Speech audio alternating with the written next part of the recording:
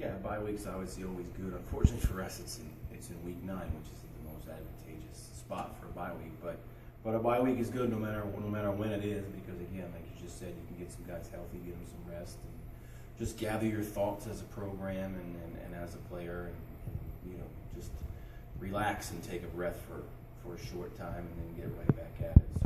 So, it's been good. The bye week was good, like all bye weeks usually are. Unfortunately, like I said, it's in week 9, but we're ready to go and having a good week of practice. We got an extra day, obviously, and ready to go.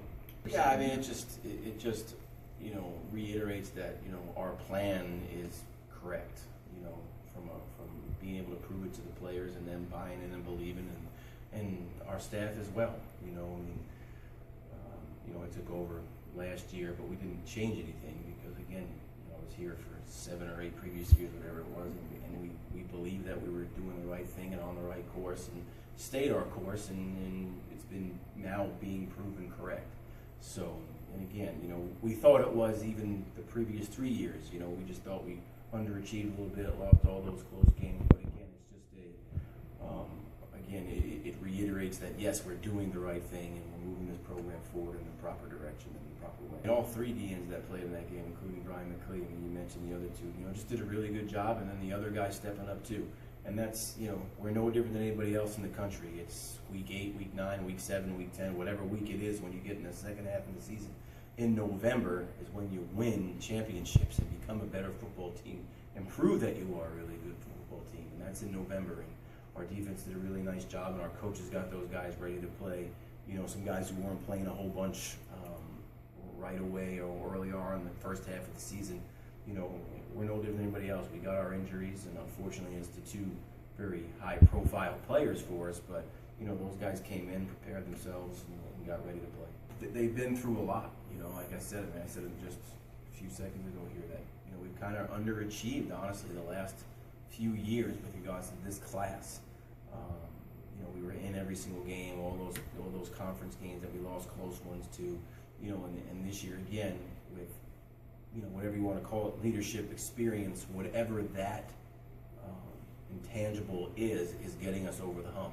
And they get all the credit for that. It has nothing to do with me, it has nothing to do with the staff, it has to do with their experience, their leadership, and them taking and having the will to win those games and do the proper things and do the right things that you need to do to win those close games in conference and competitive conference like we are. So, they've done a great job this year as a whole, and they will be missed, and they're leaving their imprint on this program for sure. Obviously, unfortunately, there was a staff change there.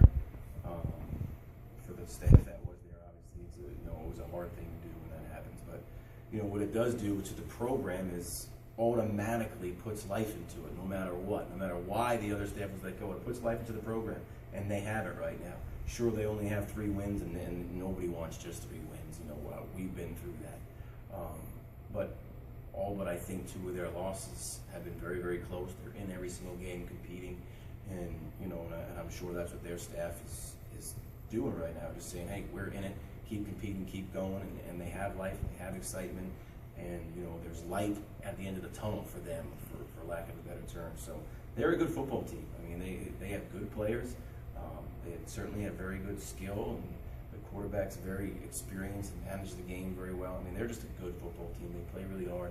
They're ready to play week in and week out. You can tell that by the scores of their games and watching film. So, we have to play well, and we have to control the football, hold on to the football. Ball security is always number 1 for us, and we got to do the things that we need to do that we talk about weekly, how to win a football game, and we need to continue to do that.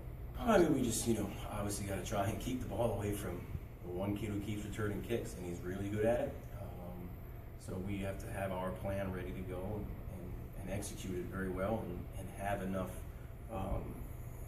attention to detail and focus and effort in special teams where we get down the field and cover the kick no matter what, and not relax for a second, because if you do that, it's going to get out on us, and they're going to have success there. So we just got to emphasize to our special teams guys, and certainly the coverage teams, that this is probably the best guy you've seen all year, and you got to have that attention to detail in your preparation. Keys for this week, obviously will be, like always, the number 1 thing we always talk about is ball security. We've done a pretty good job holding on to the football as an offense, and then disrupting it when we have a chance in special teams and in defense. And